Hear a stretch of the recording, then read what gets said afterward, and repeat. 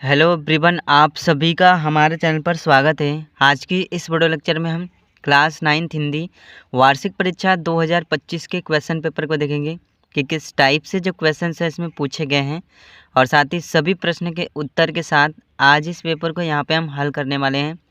सबसे पहले यहाँ पे खंड अ में आएंगे तो यहाँ पर हमें बहुविकल्पी प्रश्न दिया गया है जो कि हमें ओमआर शीट पे करना होता है। पहला क्वेश्चन यहाँ पर दे दिया है, खड़ी बोली गद्य के जनक है। ऑप्शन नंबर जो फर्स्ट वाला यहाँ पर दे रखा है भारतेंदु हरिश्चंद्र, ये वाला इसका आंसर हो जाएगा। इसके बाद क्वेश्चन नंबर सेकंड यहाँ पर दे दिया है, चंद्रकांता किस विधा की रचना है, तो ये एक उपन्यास है। ऑप्शन नंबर जो फर्स्ट वाला है ये इसका आंसर हो जाएगा। इसके बाद क्वेश्चन नंबर 3 यहाँ पर दे दिया है, हिंदी का प्रथम नाटक है।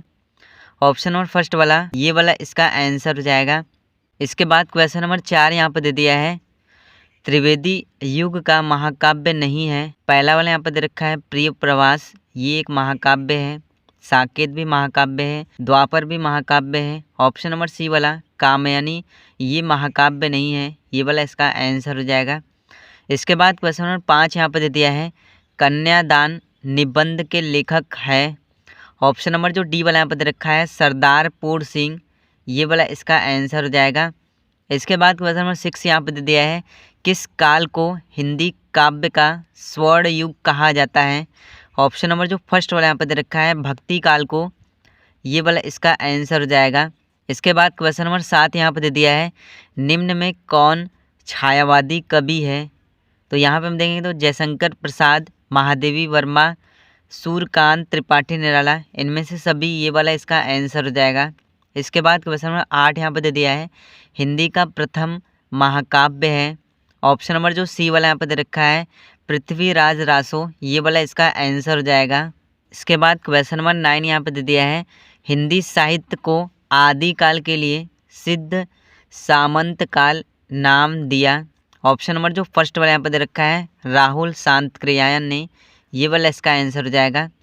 इसके बाद क्वेश्चन नंबर 10 यहाँ पर दे दिया है, साहे वार पर वार अंत तक लड़ी वीर बालासी, इस पंक्ति में कौन सा रस है, तो इसमें यहाँ पे हम देखेंगे तो वीर रस होगा। ऑप्शन नंबर फर्स्ट वाला इसका आंसर हो जाएगा। क्वेश्चन नंबर 11 में आएंगे तो यहाँ पे हमें कौन सा छंद है इसमें बताना है, तो इसमें चौपाई छंद होगा। ऑप्शन नंबर सेकंड वाला इसका आंसर हो जाएगा। इसके बाद क्वेश्चन नंबर 12 यहाँ पर दे दिया है, चारू चंद्र की चंचल किरणें में कौन सा अलंकार है, तो इसमें अनुप्रयास अलंकार होगा। फर्स्ट वाला जो ऑप्शन यहाँ पे दे रखा है ये वाला इसका आंसर हो जाएगा। इसके बाद क्वेश्चन नंबर 13 यहाँ पे दे दिया है, सही वर्तनी यहाँ पे हमें चयन करना है, तो यहाँ पे हम देखेंगे तो संहार होगा, ये वाला फर्स्ट वाला इसका आंसर हो जाएगा।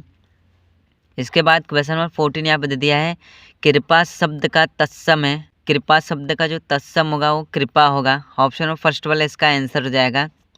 इसके बाद क्वेश्चन नंबर 15 यहाँ पे दे दिया है, अथ का विलोम है। अथ का जो विलोम शब्द होता है वो इति होता है। ऑप्शन नंबर सी वाला इसका आंसर हो जाएगा।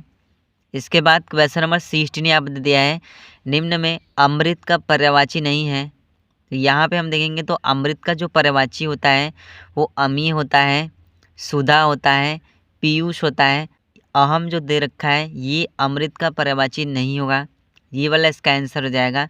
इसके बाद क्वेश्चन नंबर 17 यहाँ पे दे दिया है, नवरत्न में समास है। ऑप्शन नंबर फर्स्ट वाला द्विगु समास होगा, ये वाला इसका आंसर हो जाएगा। इसके बाद क्वेश्चन नंबर 18 यहाँ पे दे दिया है, प्रत्युपकार में संधि है, इसमें यड़ संधि होगा। ऑप्शन नंबर फर्स्ट वाला इसका आंसर हो जाएगा। क्वेश्चन नंबर 19 यहाँ पे दे दिया है, रामायणम शब्द में विभक्ति एवं वचन है, इसमें यहाँ पे हम देखेंगे तो षष्ठी विभक्ति बहुवचन होगा। ऑप्शन नंबर सी वाला इसका आंसर हो जाएगा। इसके बाद क्वेश्चन नंबर 20 यहाँ पे दे दिया है, गच्छेत किस लकार का रूप है, तो ये लिट लकार का रूप है। ऑप्शन नंबर जो सी वाला यहाँ पे दे रखा है ये वाला इसका आंसर हो जाएगा। इसके बाद यहाँ पे खंड ब में आएंगे तो वर्णनात्मक प्रश्न 6 नंबर का गद्यांश पर आधारित यहाँ पर एक पैसेज दे रखा है और इसी में से यहाँ पे हमें आंसर लिखना है। सबसे पहले हमें गद्यांश को अच्छी तरह से यहाँ पे हमें पढ़ लेना है, क्वेश्चंस किस तरह से इसमें पूछा गया है। पहला क्वेश्चन यहाँ पे दे दिया है, उपयुक्त गद्यांश के पाठ एवं लेखक का नाम यहाँ पे हमें लिखना है। तो जो गद्यांश हमारा दिया गया था हजारी प्रसाद त्रिवेदी के गुरु नानक पाठ से लिया गया था। ठीक है, यहाँ पर हम आंसर किस तरह से लिखेंगे, पाठ का नाम यहाँ पे हमारा हो जाएगा गुरु नानक देव, लेखक का नाम यहाँ पे हमारा हो जाएगा हजारी प्रसाद त्रिवेदी। क्वेश्चन नंबर ख में आएंगे तो रेखांकित अंश की यहाँ पे हमें व्याख्या करना है। गद्यांश में यहाँ पर हम देखेंगे तो जहाँ तक ये अंडरलाइन किया गया है, आज उसकी याद आए, यहाँ से लेकर हित चिंता है, यहाँ तक, इन्हीं का यहाँ पे हमें व्याख्या करना है। व्याख्या आपको किस तरह से करना है, गुरु नानक देव सभी दृष्टियों से एक अलौकिक पुरुष थे। प्रेम और मैत्री के द्वारा ही वे दूसरों की बुराइयों को दूर करने में विश्वास रखते थे। दूसरों के प्रति सहानुभूति का भाव रखना और उनके कल्याण के प्रति चिंतित रहना ही उनका आदर्श था। इस तरह से यहाँ से लेकर यहाँ तक हम यहाँ पे हम व्याख्या कर देंगे। इसके बाद क्वेश्चन नंबर ग यहाँ पे दे दिया है, गुरु नानक के चरित्र की यहाँ पे हमें विशेषताएं बतानी है। तो इसका आंसर यहाँ पे हम किस तरह से लिखेंगे, वे दार्शनिक, योगी, गृहस्थ, धर्म सुधारक, समाज सुधारक, कवि, देशभक्त और विश्व बंधु थे। इस तरह से इनके चरित्र की विशेषताएं यहाँ पे हमें देनी है, अथवा करके इस गद्यांश को यहाँ पे हम कर सकते हैं।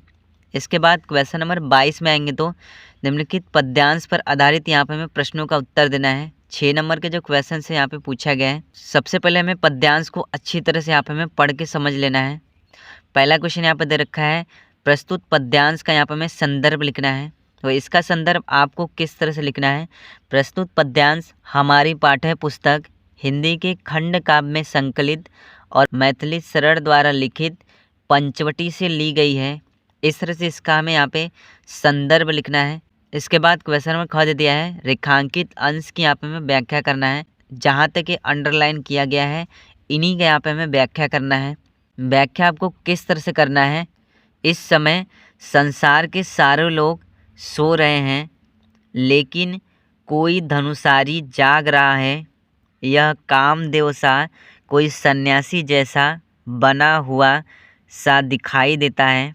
इस तरह से फर्स्ट लाइन की यहाँ पे हमें व्याख्या करनी थी। इस तरह से यहाँ पे हम इसका व्याख्या कर देंगे। क्वेश्चन नंबर ग में आएंगे तो पंचवटी और धनुधर में कौन सा समास है यहाँ पे हमें बताना है। सबसे पहले यहाँ पे हम देखेंगे पंचवटी में, तो पंचवटी में यहाँ पर हमारा द्विगु समास होगा और धनुधर में बहुव्रीहि समास होगा, अथवा करके इस पद्यांश को यहाँ पे हम कर सकते हैं। इसके बाद क्वेश्चन नंबर 23 में आएंगे तो निम्नलिखित संस्कृत गद्यांश का यहाँ पे हमें संदर्भ सहित अनुवाद करना है। 5 नंबर के जो क्वेश्चन है यहाँ पे पूछे गए हैं, अथवा करके इस गद्यांश को हम कर सकते हैं।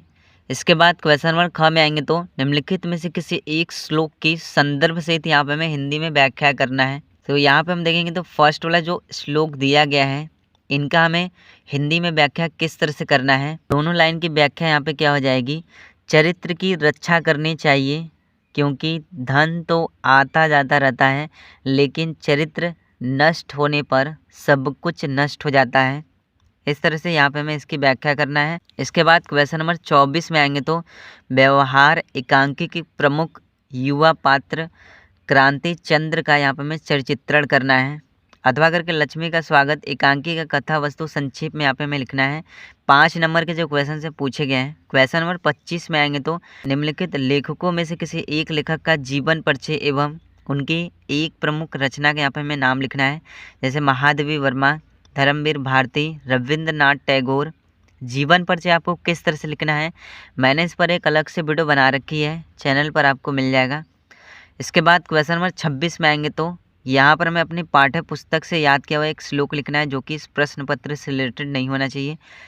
क्वेश्चन नंबर 27 में आएंगे तो किन्हीं 2 प्रश्नों का यहाँ पे हमें संस्कृत में उत्तर देना है। इसके बाद क्वेश्चन नंबर 28 में आएंगे तो निम्नलिखित मुहावरों एवं लोकोक्तियों में से किसी एक का अर्थ बताते हुए यहाँ पे हमें वाक्य प्रयोग करना है।